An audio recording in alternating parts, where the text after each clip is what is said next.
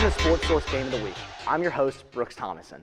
Friday, the Cedar Shoals Jaguars are hosting the South Gwinnett Comets at James Holston Field.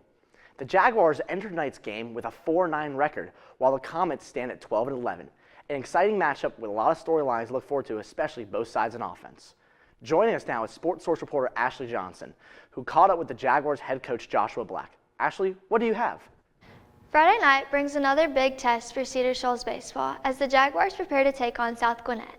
Coming into the matchup with a losing record, the focus for Cedar Shoals isn't just on the standings, it's on growth, consistency, and the building momentum as the season continues. I had a chance to sit down with head coach Joshua Black to talk about how his team is responding to adversity, what they've learned so far this season, and what it'll take to complete Friday's matchup. What does your team need to do well tonight to beat South Gwinnett? We just need to be able to take care of the ball a little bit better, make sure that we not making any walks on the field, and just hitting the ball. That'll make us better tonight for the game. What do you want to see from your starting pitcher in the first few innings? I want to see no walks in the first inning. I want to see being able to pitch to contact and just get a lot of ground balls and pop flies. How important will it be for your defense to stay sharp and make routine plays? Very important. It's been kind of the battle for this season is just being able to win every inning. I think coming out the first inning and then being able to try to give up a zero for the first couple innings with defense being able to attack the ball and want the ball. At the plate, what kind of approach do you want your hitters to have tonight? I want my hitters to have a swinging approach, being able to attack the pitcher early, not wasting any pitches tonight, being able to go and try to hit the ball more so than looking for walks. And then lastly, what would a complete game look like for your team in this matchup? A complete game for my team would look like having no errors, pitchers doing no walks, especially no walks with 2 outs, getting off the field with 2 outs, most importantly, and just being able to just go out there and have fun. That's about it. Coach Joshua Black says his team's confidence continues to grow as players buy into the program and prepare for every opportunity to improve. With a 4-9 record, the Jaguars see Friday night as another chance to turn preparation into results when they face South Gwinnett. Thanks, Ashley. Great insight from head coach Black inside the Jaguars' thoughts and his ideas. Up next, we hear from the visiting team regarding their season and the Comets head coach's thought about the matchup Friday night. Don't go anywhere. Sportsource continues after the break. Welcome back to Sportsource. South Gwinnett comes into tonight's matchup with a brighter start to their season. Joining us now is Sportsource reporter TJ French with more from the visitors' coach Matthew Powell. TJ, take it away. There are just 4 games remaining on the South Gwinnett Comets schedule, and while they likely won't be headed to the GHSA state playoffs, Friday night's matchup against Cedar Shoals provides the Comets with an opportunity to get another game above the 500 mark. After a series win against Rockdale County this past week, South Gwinnett is now 12-11 on the season.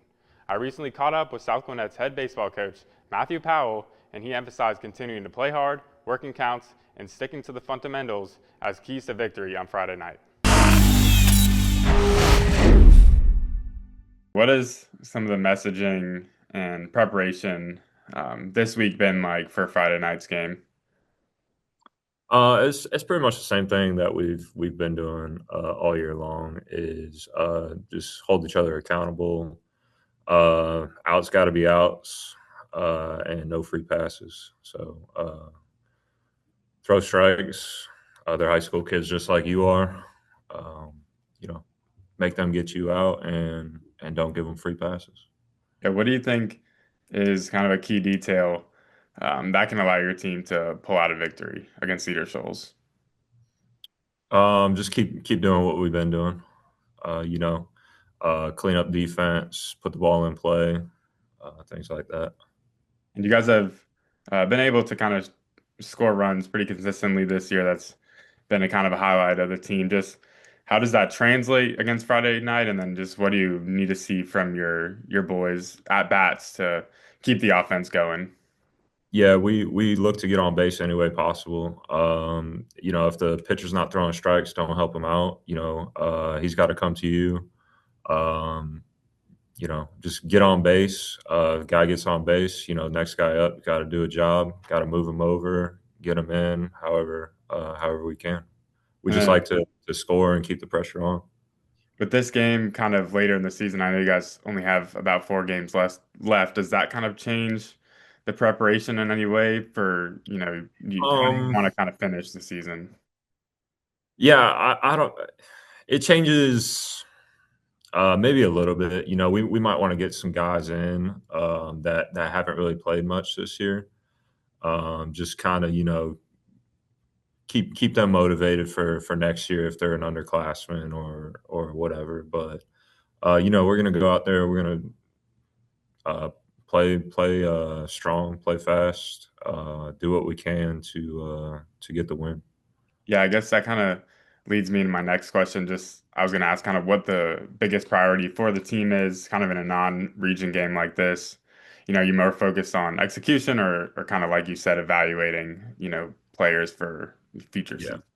Yeah, it's definitely both. We have a standard out of the guys who have been playing all year long. I want to see those guys, continue that standard. I don't want them to fall off just because it's a non-region game or maybe not take it serious. And then at the same time, evaluate the guys who haven't been playing much. Maybe I know we're going to have some freshmen playing in the game. Some other young guys that will be back next year that haven't been playing much. Definitely want to get them some playing time. Averaging just over 8 runs per game this season, the Comets will look to keep the bats hot going against Cedar Shoals.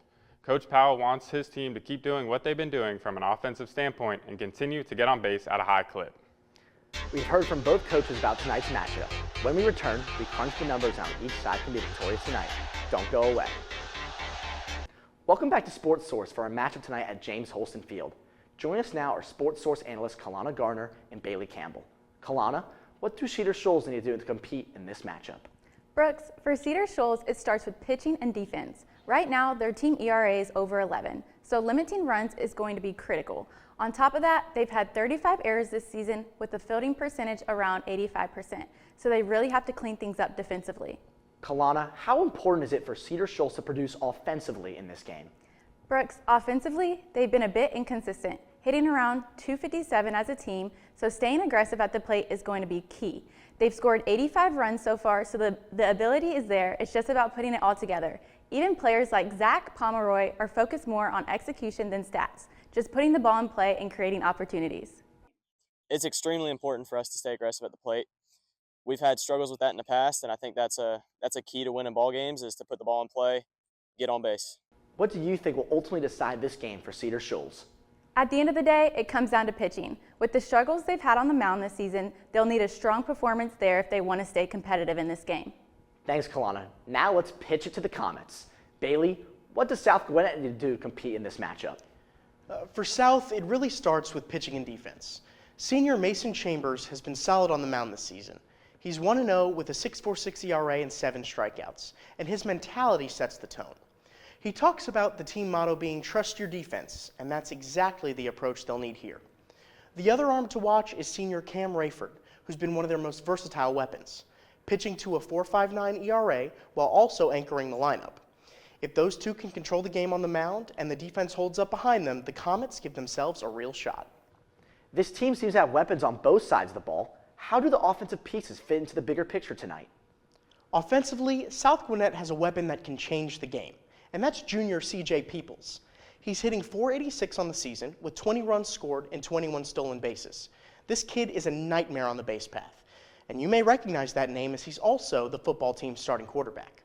The athleticism shows up every time he gets on base, and when you pair him up with Cam Rayford, who leads the team with 32 RBIs, that's a real 1-2 punch in this lineup. If the Comets are going to win this game, those two have to produce, and when you ask Mason Chambers about the confidence this team has built, he'll tell you it's been a process all season long. We've known that we've grown or progressed talent-wise, so that's kind of been in the back of our head to give us more confidence into our matchups, and that's kind of carried us through the season. Bailey, what will ultimately decide this game for South Gwinnett? It comes down to finishing. Chambers talked about how early in the season they learned they couldn't let up, that they had to play a full 7 innings and trust the work they put in. As a senior leader, he's more of the quiet, lead-by-example type, but that steadiness matters in big games. If the pitching holds, Peoples is creating chaos on the bases, and Rayford is driving in runs, South has all the pieces. They just have to put it together for a full game.